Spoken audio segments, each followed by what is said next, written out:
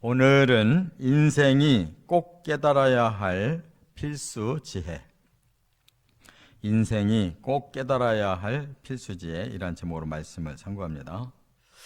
오늘 이 시편은 아주 큰 특징이 하나 있는데, 모세의 기도다, 이렇게 소개가 되어 있죠. 모세의 기도. 그러니까 모세가 쓴 시편이라는 뜻입니다. 시편이 150편이 있는데 많은 부분을 이제 다윗이 썼고요. 또 다윗의 그 임명을 받은 그런 전문 그런 가들이 뭐 아삽이라든지 이런 사람들이 썼고, 또 고라의 자손들, 이 고라라는 사람이 모세에게 대항했던 사람이잖아요. 그런데 그 동료들은 다 죽었는데 그 아들들은, 고라의 아들들은 가담을 안 해가지고 그대로 이어집니다. 그 레위인들이고. 그래서 이 고라의 후손들 중에는 이 시편에 이렇게 그 전문가들이 그 한 부류를 이루고 있어요. 그런데 이제 오늘 이 본문만 유일하게 한 편, 모세의 시라 그 말이에요. 모세도 이제 이런 좀 기질이 있는 것 같아요. 출애굽기에도 보면 15장에 그 구원 사건을 경험하고 이렇게 1절부터 18절까지 하나님 앞에 이렇게 감사하는 시를 썼어요. 또 신명기 32장도 그런 그 모세의 신앙 그 시가 쫙 나오는데, 오늘 본문에도 이렇게 한 편이 있다는 것은 다윗이나 이 모세 같은 사람들은 아주 여러모로 탁월한 그런 능력이 있고 하나님께로부터 아주 큰 은사를 받은 사람들이라는 걸 알 수가 있어요. 근데 오늘 이 내용이 좀 아이러니한 것이 있어요. 모세는 80세에 사역을 시작해가지고 120세에 죽었거든요. 우리 보통 사람들이 죽는 나이에 그 사람은 그때 사역을 시작해가지고 40년 최전성기를 누리고 120세에 죽었어요. 근데 오늘 본문에 모세가 고백하기를 인생은 70이고 강건해야 80입니다, 이렇게 말하고 있거든요. 그 모세도 그 시대에 사람들의 수명이 그 정도밖에 못 산다는 걸 아는데, 그 사람은 특별히 하나님께 부름을 받고 이렇게 여호수아, 갈렙 이런 사람들도 일반 사람보다 더 오랫동안 살면서 하나님 일을 했다는 걸 알 수가 있어요. 그러니까 특별한 은총이었어요. 그렇기 때문에 오늘 본문 속에서 우리는 모든 인생들을 이렇게 평균적으로 보고 이렇게 하시는 말씀임을 우리가 알아야 돼요. 나는 100살 넘게도 살았는데 이제 이런 사람들은 극히 드문 거예요. 그렇기 때문에 일반 인생을 평균적으로 말씀하고 있어요. 근데 모세가 꼭 하고 싶은 말이 뭐냐, 인생이 7, 80 사는데 그나마 그 인생이 너무너무 힘들다는 거예요. 왜 그럴까 하고 연구를 했을 거 아니에요. 그랬더니 인생은 축복이 아니구나, 저주 인생이구나, 이게 비정상이라는 걸 아는 거예요. 왜 그럴까 하고 생각해 보니까 이게 죄 때문이구나, 원인을 아는 거예요. 그럼 이거 어떻게 해결할까 더 생각해 보니까 하나님 긍휼에 달려 있구나. 그러니까 얼마나 이 시가 우리 인생의 그 핵심을 쫙 뚫어주고 있냐고요. 이 한 편만 제대로 깨달으면 인생은 저주에서, 죄에서 바로 하나님의 긍휼로 풀려나고 새로운 인생이 시작된다는 거예요. 그게 영원한 하나님의 나라입니다. 믿으시기 바랍니다. 이 땅에서 출발해서 그 문제를 풀어가면서 다시 회복되고 완성된 영원한 세계가 있는 거예요.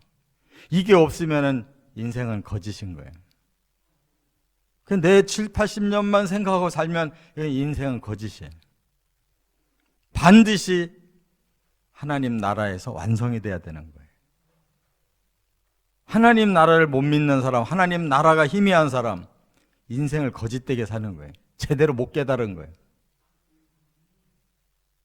인생은 영원한 것이고 하나님의 나라에서 진정으로 꼽히는 것임을 깨달으시기 바랍니다. 세 가지로 말씀을 나눕니다. 첫째, 1절부터 7절까지 저주받은 인생임을 깨달아야 한다. 사람들은 생각 없이 살아요. 이렇든 저렇든 그냥 막 그 속에서 열심히 살고 뭔가 자기가 원하는 거 막 취하면서 살면 그게 인생이다 이렇게 생각해. 그게 성공이다. 그게 보람이다. 근데 아니라는 거예요. 근본적으로 인생은 그렇게 사는 게 아니라는 거예요. 자, 1절에 보니까 하나님은 영원하십니다 하는 것을 먼저 고백해요.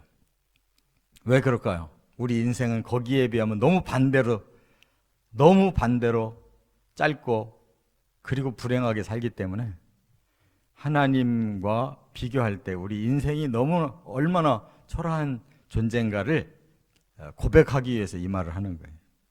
주는 대대 우리의 거처이십니다. 바로 하나님만이 모든 인생을 다 꿰뚫어 아시고 그 하나님 안에서 이 인생의 문제를 풀어야 될 존재라는 거예요. 그래서 우리는 오직 하나님 안에서 진정한 인생을 살 수 있습니다 라고 고백하면서 시작하는 거예요. 자, 하나님은 우리와 다르게 어떻게 영원하시냐. 여기 보니까 창조주십니다 2절에 고백하죠. 산도 땅도 세계도 하나님이 조성하셨습니다. 그리고 하나님은 영원부터 영원까지 계시는 분이십니다. 이걸 고백할 수 있어야 하나님을 아는 사람이에요. 하나님은 창조주이십니다. 그 피조 세계에 우리가 얹혀 있을 뿐이에요. 우리가 주체가 아니에요. 하나님이 주체예요. 그 주체의 그 창조주께서 우리를 품어주셔서 우리가 거기에 지금 얹혀 살고 있는 거예요. 하나님은 영원하시고 우리 모든 인생을 주관하시는 주권자에 비해서 우리는 너무 별것 아닌 인생이란 말이에요. 3절에 그러면 왜 우리 인생이 이렇게 초라할까? 여기 보니까 주께서 사람을 뒷글로 돌아가게 하시고 말씀하시기를 너희 인생들은 돌아가라 하셨사오니. 그래서 하나님께서 우리 인생에 대하여 어떤 그 명령을 내리신 것이 기뻐서 축복하는 명령이 아니에요. 뭔가 문제가 있어서 하나님이 인생에 대해서 뭔가 비토를 내시는 이러한 명령을 하셨어요. 그래서 우리 사람은 티끌로 돌아가야 되고 인생은 이대로는 못 산다는 거예요. 끝나야 된다는 거예요. 왜 그럴까? 이제 그걸 생각해 봐야 되는 거예요. 근데 사람들이 이걸 생각 안 해요. 그냥 7, 80년 산다는 거 알면서도 그냥 무작정 사는 거예요. 무작정. 어떻게? 내 마음 원하는 대로. 사람의 욕망이 끌고 가는 대로 그냥 무작정 살고 끝나는 날까지도 아무 의미를 생각해 보지 않고 그냥 죽는 거예요. 그래서 우리 인생은 결과가 뭐냐? 여기 4절에 그랬죠. 주의 목전에는 천년이 지나간 어제 같으며 밤의 한순간 같을 뿐임이니이다. 우리 인생은 하나님의 천년에 비해서 여기 보니까 지나간 어제, 그것도 현재도 아니고 지나간 어제, 우리에게 그렇게 의미 없는 인생에,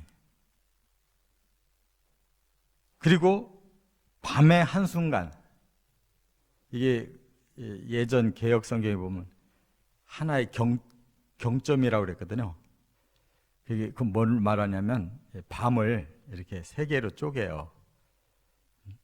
이렇게 예를 들면 저녁, 또 한밤중, 새벽, 이렇게 그 중에 온전한 한 하루의 밤도 아니고 그 중에 3분의 1, 한 경점이라는 거예요. 인생이 그렇게 짧다는 거예요. 그러니까 짧다고 하는 자체가 허무하다는 뜻이에요. 우리 인생이. 또 5절에 보니까 홍수처럼 쓸려간대요. 우리가 뭐 장마가 오면 어때요? 평소에 잔잔하게 흐르던 이 강이 그냥 물이 얼마나 무섭게 쏟아져 내려가냐. 그러면 거기 한번 떠내려가면 어떻게 돼요? 순식간에 사라지고 말잖아요. 우리 인생이 그와 같다는 거예요. 연세 드신 우리 권사님들 지나간 과거를 생각해 보세요. 한순간에 여기까지 왔잖아요. 긴 것이 없잖아요. 그죠? 지나간 거는 긴 게 없어요. 한순간에. 인생을 다 살고 보면 참 인생은 너무 짧고 너무 허무한 거예요. 그래서 잠깐 자는 것 같아요.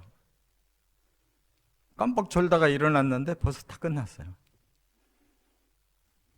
영화 한 편을 보다가 잠깐 깜빡했는데 다 끝나버렸어요. 그게 인생이랍니다.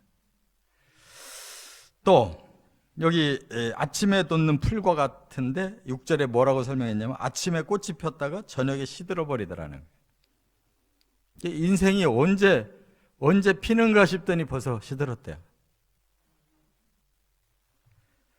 이렇게 우리의 삶이 하나님의 명령에 의해서 우리 인생은 피다가 시들어 버리고 뭔가 시작했다가 금방 끝나고 너무 짧고 너무 허무한 인생이다 그 말이에요.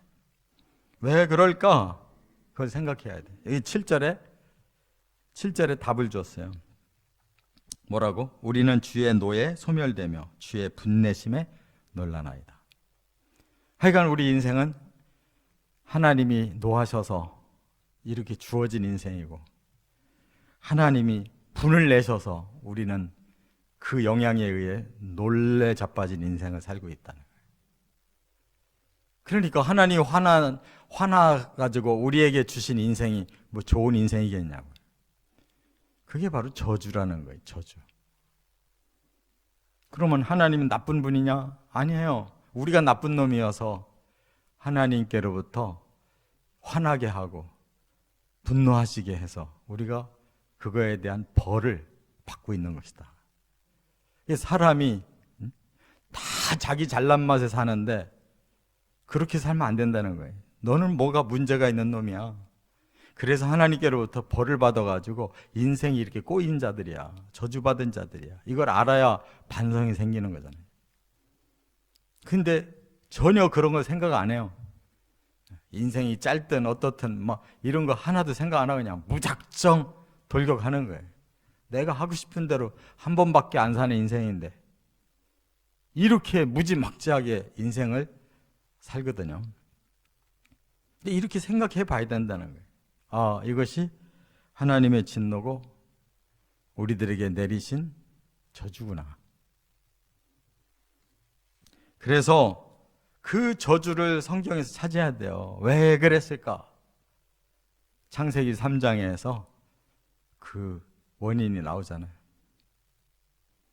하나님이 그 선악과를 먹고 사탄의 말을 들은 그 대가로 저주를 내리겠다고 말씀했잖아요. 너희는 티끌로 돌아갈 것이다.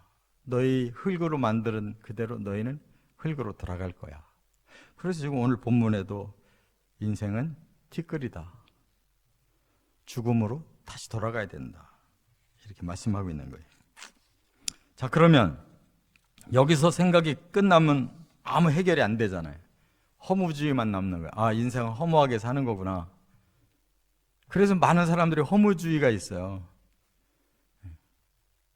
근데 그것은 진정한 해결이 아니에요. 허무를 앓을 뿐이면 소용없는 거예요. 어떻게 이걸 극복할 수 있느냐. 두 번째, 8절부터 12절.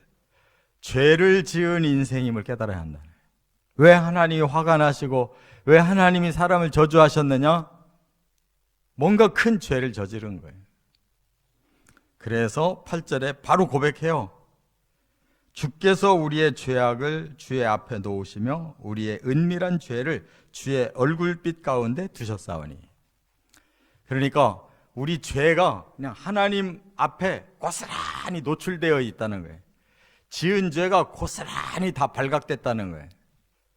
그러니 벌 안 받을 수가 없다, 그 말에. 그러니까 우리가 제대로 인생이 어떤 존재인가를 깨달으려면 우리가 하나님 앞에 발각된 죄인들이구나 라는 걸 깨달아야 된단 말이에요. 그래서 하나님이 9절에 그래서 벌을 내리셨구나 하는 것을 아는 거예요. 모든 날이 주의 분노 중에 지나가며 우리의 평생이 순식간에 다하였나이다. 이렇게 인생이 짧고 인생이 고달픈 것이 우리 죄의 값이구나 하는 것을 지금 깨닫고 고백하고 있는 거예요. 그러면서 우리의 인생이 하나님의 분노 속에서 살면서 그것도 순식간에 끝나버리는 인생을 10절에서 설명을 하기를 연수가 70이고 강건함은 80이고 그 연수마저, 짧은 연수마저 살펴보니까 내용이 수고와 슬픔뿐이었구나. 우리 인생은 진정으로 기쁘고 좋았던 날이 별로 없어요. 그냥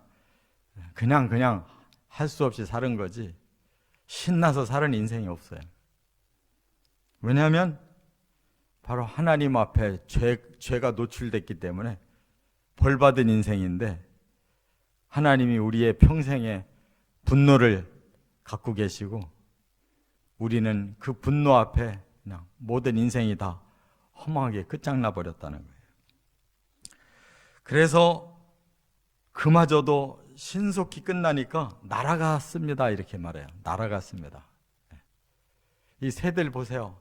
잠시 나타났는데 한순간에 어디론가 사라져버리잖아요. 우리 인생이 한순간에 날아가 버리듯이 끝장나잖아요. 그래서 이제 11절에 이 죄에 대한 이 하나님의 진노에서 어떻게 하면 벗어날 수 있을까라고 이제 그 다음 문제를 찾아보는 거예요. 우리 이런 죄인이라면, 이런 저주를 받았다면 우리가 어떻게 해야 해결할까 하고 그걸 찾아봤다는 거예요. 그래서 11절에 누가 주의 노여움의 능력을 알며 누가 주의 진노의 두려움을 알리이까. 그 무서운 하나님의 진노를 우리가 어떻게 해야 피할 수 있습니까? 어떻게 해결할 수 있습니까? 이렇게 기도하는 거예요. 그래서 일단 내 인생에 대해서 내가 이렇게 허틀게 함부로 살면 안 되겠구나 하고 자신을 좀 조아리고 12절에 우리에게 우리 날 계수함을 가르치사 지혜로운 마음을 얻게 하소서 그랬어요. 그나마 죄를 깨닫고 저주받은 인생임을 깨달으니까 좀 마음을 여미는 거야.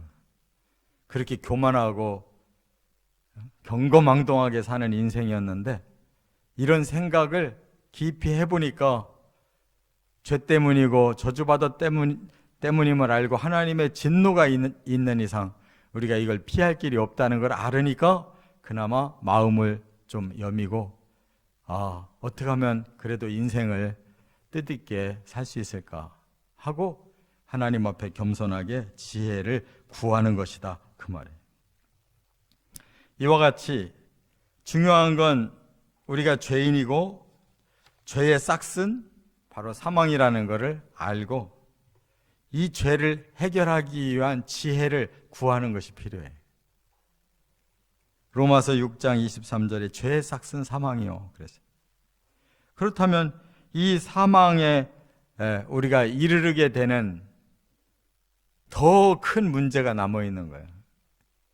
왜냐하면 끝나버리면은 우리가 마음을 여미고 지혜를 구할 필요도 없는데 아직도 그 벌은 남아있거든. 더 큰 벌이 남아있는 거예요. 인생을 끝냈다고 끝나는 게 아니에요. 이건 전초전에 불과한 거예요. 예수님이 마가복음에 그렇게 말씀을 했어요. 9장 48절에 보니까 악인들은 꺼지지 않는 불에 들어가는데 소금 치듯 한다는 거예요. 불에다가 소금 올려놓으면 어떨 것 같아요? 후라이팬에다가 소금 한번 뿌려서 올려놔봐. 어떡하냐? 팍팍팍팍 타는 소리가 그냥 무섭게 들릴 거 아니에요. 구더기도 죽지 않으면서도 그 불은 영원히 타는 그 속에서 너희들이 벌을 받아야 돼. 이렇게 예수님이 말씀했거든요. 예수님이 거짓말쟁이가 아니시라면 틀림없이 그런 일이 미래에 오는 거예요. 이대로 살다가 뜻없이 이대로 살다가 죽고 나면 이 땅의 문제 정도가 아니라 그는 어마어마한 형벌을 당해야 되는 거예요. 우리의 죄가 그렇게 큰 거예요. 창조주의 뜻을 어긴 죄값이 그렇게 큰 거예요. 그걸 깨닫지 못하고 아닐 거야 라고 산다고 아닌 게 아니에요. 우리가 부인한다고 부인되는 게 아니라고. 감옥 갈 사람이 나 죄 안 졌습니다, 나 이 정도 죄 아닙니다 라고 아무리 소리 지른다고 그 죄값이 어디로 안 가요. 죄값만큼 감옥 생활을 해야 되는 거예요. 이 땅에서도 그런 법을 알면서 인생만 끝나면 모든 게 다 끝날 거야, 천만의 말씀. 그렇기 때문에 어떤 지혜를 알아야 되냐면 이 해결할 지혜를 알아야 되는 거예요. 죄를 용서받아야 되는 거예요. 저주가 풀려야 되는 거예요. 할렐루야. 그래서 세 번째 이 고백을 하게 되는 거예요. 뭘? 13절부터 17절. 하나님의 긍휼이 필요한 인생임을 깨달아야 한다. 우리가 죄져서 우리가 벌을 받았는데 우리 스스로 그걸 헤어나올 길이 없어요. 그래서 벌을 내리시고 저주를 내리신 그 하나님께서 해결해 주셔야 되는데 하나님 긍휼을 주십시오 라고 지금 간구하는 거예요. 이거밖에 해결 방법이 없어요. 하나님이 긍휼을 베풀어야 돼요. 불쌍히 여기시고 용서해 주시고 다시 우리에게 하나님의 인자를 베푸셔야 해결되지 다른 길은 없다는 거예요. 그래서 13절에 아침에 주의 인자하심이 우리를 만족하게 하사 우리를 일생 동안 즐겁고 기쁘게 하소서. 우리 소원이 이렇지. 아침에 일어날 때부터 하나님의 사랑을 받고 평생을 하나님이 주시는 이 즐거움 속에서 기쁨 속에서 살고 싶습니다. 이게 우리 소원 아니에요? 또 14절에 보면 15절에 보면 13절에 먼저 해야 되네요.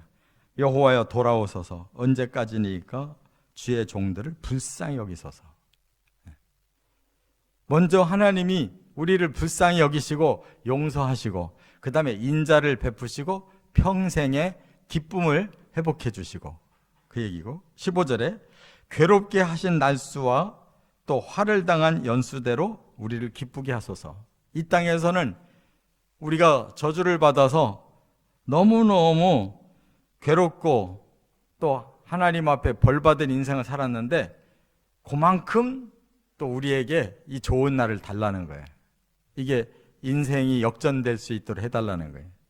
그러려면 하나님이 긍휼히 여겨주시는 방법밖에 없습니다. 그 말입니다.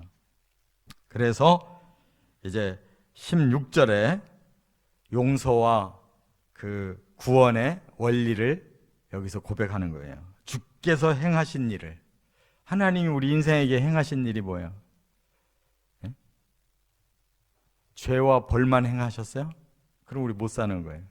그런데 이 저자가 깨달은 게 뭐예요? 모세가 깨달은 게 뭐예요?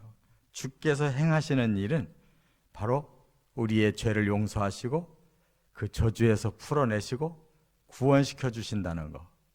그걸 모세는 깨달은 거예요. 할렐루야. 그래서 구약의 출애굽이 바로 뭐예요? 그 죄된 인생들을 그 죽음에서 건져내고 그들의 압제에서 풀어내서 살려서 하나님의 복된 땅까지 들어가게 해주겠다는 거잖아요. 그게 구원의 원리잖아요. 그게 하나님이 우리에게 행하시는 일이에요. 또 하나, 주의 영광을 나타내 달래요. 그게 구원받은 가나안 땅, 바로 하나님의 그 영광을 우리가 받을 수 있는 그 나라, 그걸 허락해 주십시오. 이렇게 말하고 있는 거예요. 할렐루야. 이것을 구해야 살 수가 있는 거예요. 그래서 하나님의 은총을 입게 해달라고. 그 최종 우리가 누릴 건 하나님의 은총이에요. 은혜는 보이지 아니하는 선물이고 은총은 보이는 선물이에요. 하나님의 긍휼과 이러한 사랑의 은혜를 주셔야 우리가 저주를 풀고 구원이 이루어지고 하나님의 영광 아래 사는 은총을 누리게 되는 거예요. 할렐루야. 그래서 우리가 행한 일이 견고하게 해주십시오. 그러니까 우리의 삶이 이제 모든 것이 회복돼서 정말 하나님 안에서 풍성한 그런 축복의 삶을 살고 싶습니다. 그 말이죠. 이제 결론을 말씀드리면 아까 로마서 6장 23절에 죄의 싹슨 사망이요 그랬어요. 그러나 하나님의 긍휼을 믿고 구하는 자에게 그 다음 내용이 나오는데 하나님의 은사는 그리스도 예수 우리 주 안에 있는 영생이니라. 죄의 싹을 해결할 길은 바로 하나님이 주시는 은사, 예수 그리스도의 십자가와 부활과 그리고 우리에게 영원한 나라의 그 영생이 우리에게 주어져야 그게 해결되는 거예요. 그게 하나님의 긍휼의 사랑이에요. 할렐루야. 이렇게 우리 인생은 이 저주가 왜 왔을까? 이 죄를 어떻게 해결할 수 있을까? 하고 궁구하다가 드디어 하나님의 긍휼의 사랑만이 이걸 해결하는 것이구나 하고 하나님 앞에 회개하고 돌아와서 하나님이 제시하신 구원의 길로 들어서면 우리에게 영원한 죄와 저주가 풀리고 영생이 주어지는 것이다. 할렐루야. 이 믿음으로 끝내 영생의 세계에 들어가시기를 주의 이름으로 축원합니다.